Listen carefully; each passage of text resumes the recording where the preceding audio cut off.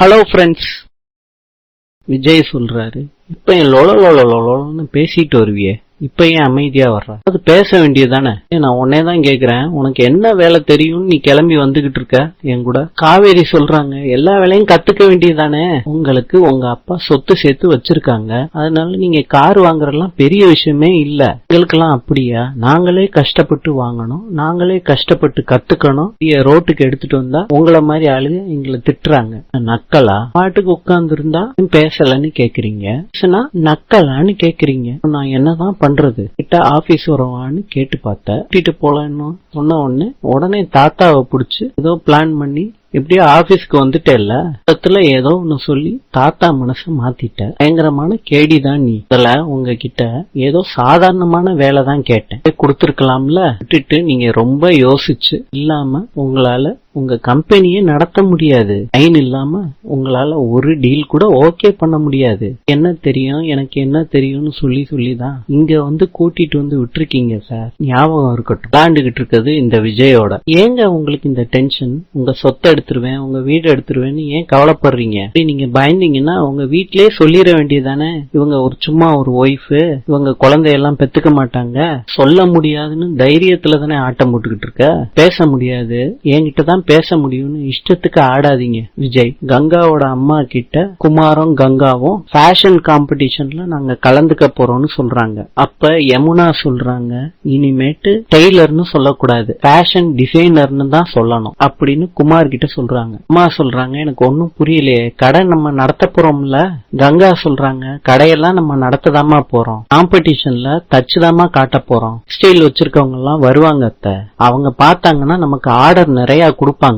கங்கா கிட்ட சொல்றாங்க, நல்லா மாடர்னா தைக்கணும்கான்னு. இந்த காம்படிஷன்ல என்ன பேர் கொடுத்தீங்கன்னு யமுனா கேக்குறாங்க. குமார் சொல்றாரு, கங்கா டெய்லர்ஸ் தான், அதான் கொடுத்தோம். டெய்லர்ஸ் எல்லாம் old fashion, Ganga boutique. Ganga சொல்றாங்க, நானும் பார்த்தேன், நிறைய பேர் அப்படிதான் வச்சிருக்காங்க. போட்டிக்கு போறப்ப அப்படி மாத்திருங்கக்கா, கடையில இருக்க நேம் போர்டை தூக்கிட்டு கங்கா பொட்டிக்னு வைங்க. இந்த கடையில புதுசா இன்ட்ரோடியூஸ் பண்ணுங்க, அதுதான் ட்ரெண்ட் ஆகணும். காலேஜ்ல நடந்த ஃபங்க்ஷன்ல என்னோட ஃப்ரெண்டோட பொட்டிக்ல தான் ட்ரெஸ் டிசைன் பண்ணாங்க. 2000 ரூபாய் ஆச்சுக்கா. நீ என்னமோ 1000 ரூபாய்க்கு தான் எடுக்கிறாங்க, டிசைனிங் சார்ஜ்னு அவ்வளவு போடுறாங்கம்மா. உங்க அம்மா சொல்றாங்க, எல்லாம் நல்லதுன்னு நினைச்சு செய்யுங்க, எல்லாமே நல்லதா நடக்கும். கம்பெனி ஸ்டாஃப்ஸ் எல்லாம் காவேரிய வெல்கம் பண்றாங்க. கம்பெனி ஸ்டாஃப் கேக்குறாங்க விஜய் கிட்ட, கேக் ஏதாவது அரேஞ்ச் பண்ணுவா அப்படின்னு கேக்குறாங்க. எதுக்கு அப்படின்னு விஜய் சொல்றாரு. எல்லாம் வேண்டாம் சார்னு காவேரி சொல்றாங்க. இப்ப நான் என்ன செய்யணும்? என்னைய கேட்டா ஆபீஸ்ல உங்களை தானே கேட்கணும். நான் வர சொல்லி ஆபீஸுக்கு வந்தா நான் ஒண்ணு பண்ணு, தாத்தாவுக்கு போன் பண்ணி கேளு, போர் அடிக்குது, ஏதாவது வேலை இருந்தா சொல்லுங்களேன். போர் அடிச்சா கிளம்பி வீட்டுக்கு போயிரு. கல்யாணி பாட்டியும் ராதாவும் சமைச்சுக்கிட்டு இருக்காங்க. காவேரி வந்து, பாட்டி நீங்க எதுக்கு இதெல்லாம் பண்றீங்க, நானே பண்றேனே அப்படின்னு சொல்றாங்க. கல்யாணி பாட்டி சொல்றாங்க, எனக்கு கை இல்லையா? இல்லன்னு யார் சொன்னா? நீங்க போய் உட்காருங்க, நான் சமைக்கிறேன். அதான் சொல்றாங்க, ஆபீஸ்ல தான் உன்னை கேட்காம எதுவும் செய்யக்கூடாதுன்னு அப்பா சொல்லிருக்காங்க, வீட்டுல இல்ல. சரி சொல்றாங்க, பயங்கர கோவத்துல இருக்கீங்க போல இருக்கே. கல்யாணி பாட்டி சொல்றாங்க, விஜய் எடுக்கிற முடிவு கிடையாது, இத உங்க அப்பால எடுத்திருக்காரு. காவேரி சொல்றாங்க, அப்படிலாம் நான் ஓனர்லாம் கிடையாது, சேர்ந்து முடிவு எடுக்கலாம் அவ்வளவுதான், கேட்கணும்னு கூட இல்ல. ராதா சொல்றாங்க, நீ சைன் பண்ணலாட்டி எதுவுமே நடக்காதே ஆபீஸ்ல. காவேரி சொல்றாங்க, நானும் சேர்ந்துதான் சைன் பண்ணணும் அவ்வளவுதான்.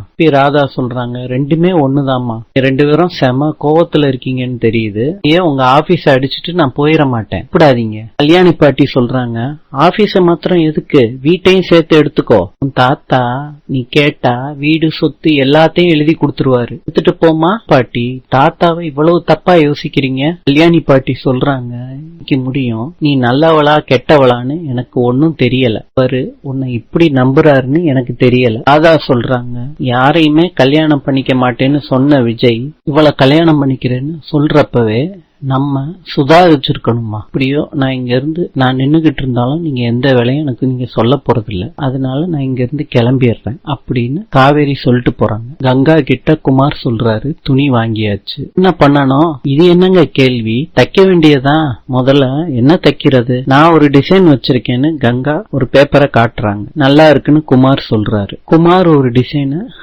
கங்கா கிட்ட காட்டுறாரு. கங்கா, இந்த டிசைன்லாம் எப்படிங்க? 2 நாளா யோசிச்சு வரைஞ்சது இருந்தது கங்கா. சூப்பரா இருக்குன்னு கங்கா சொல்றாங்க. கங்கா சொல்றாங்க, நம்ம இந்த மாடல்ல கட் பண்ணி பாப்போமா? யாரு சைஸுக்குங்க இந்த துணியை தைக்கிறது?